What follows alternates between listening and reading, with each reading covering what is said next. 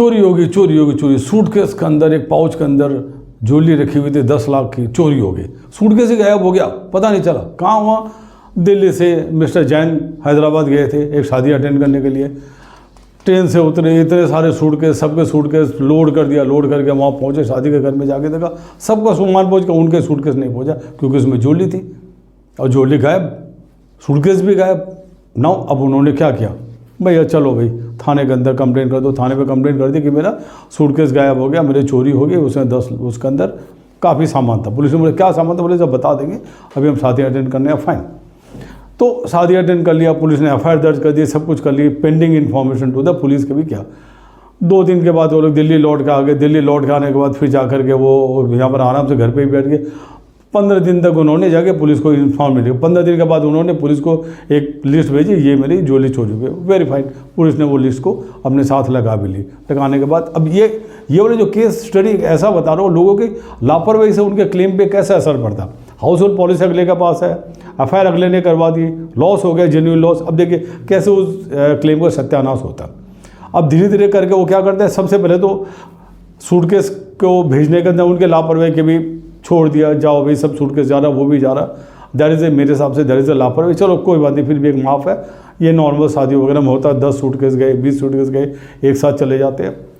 Finally hotel में भी ऐसे होता नॉर्मली।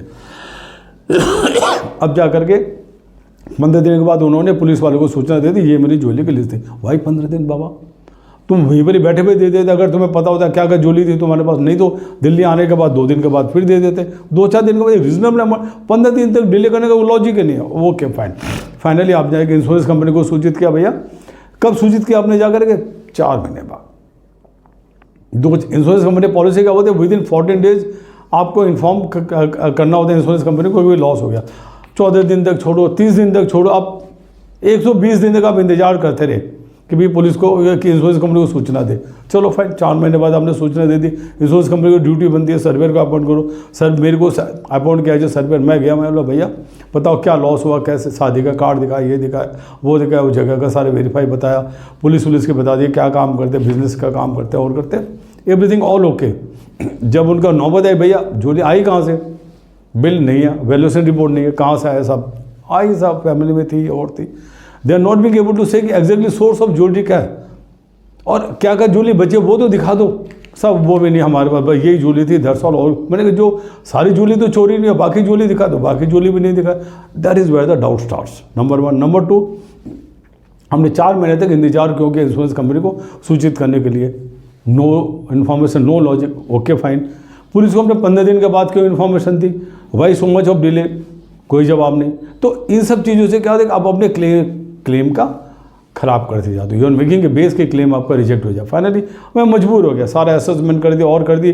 असेसमेंट करना हमारी मजबूरी होती है भाई, असेसमेंट तो अगर खुदा न खास्ता कोर्ट आज 10 साल के बाद भी बोल दे भाई इनको इनका क्लेम तो हाउ मच टू पे, 10 साल के बाद तो भी सर्वे कर, आज ही सर्वे कर दो भैया, ओके इनकी 10 लाख की ज्वेलरी थी, 10 लाख में से 7 लाख का असेसमेंट बनता है, assess but is not payable, ये भी पे नहीं करेंगे बिकॉज 4 महीने डिले करी उन्होंने, इंश्योरेंस को सूचना में पुलिस को डिले करी, सूटकेस को उन्होंने जा रहा, वो तो एक सेकेंडरी मुद्दा है, बट मेन मुद्दा 2 मुद्दे जिसके कारण we rejected the claim and say the claim is not payable.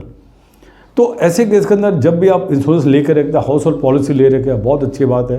आपको सारी की सारी चीज़ें डिले करना आपको एक डाउट करता है, you are manipulating, it is after thought. Insurance company एक वर्ड आफ्टर थॉट, बाद में सोचा अच्छा जब चोरी हो ही गई क्यों ना मैं दिल खोल के और ज्वेलरी डाल दूँ, और चोरी भी 1 लिख दूँ, 5 चोरी भी 1 लाख की लिख दूँ मैं 10 लाख की, या चोरी कुछ हुई नहीं, खाली कपड़े बड़े ज्वेलरी तो मेरे पास ही पड़ी है, लेट मी से। तो ये आफ्टर थॉट उनसे फिर मैनिपुलेशन स्टार्ट हो जाती है पुलिस में, फिर बाद में इंश्योरेंस कंपनी में, फिर आपके सोर्स ऑफ ज्वेलरी के बारे में, बाकी ज्वेलरी आप दिखा नहीं रहो, तो आप ये finally claim were rejected and it was not paid.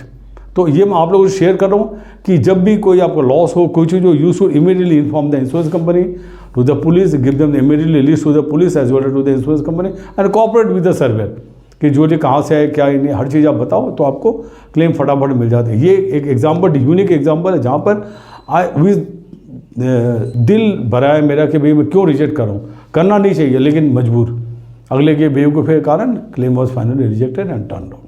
Thank you very much. This is your surveyor जो 35 साल का तजुर्बा आपसे शेयर कर रहा, इंश्योरेंस प्रॉपरली कैसे करवाया जाए। Thank you very much. Hi friends, हमने अलग अलग टॉपिक के ऊपर ज्वेलरी इंश्योरेंस के ऊपर बनाया, सारे टॉपिक देख के अलग अलग डिफरेंट स्टाइल से करके हमने बनाया हुआ।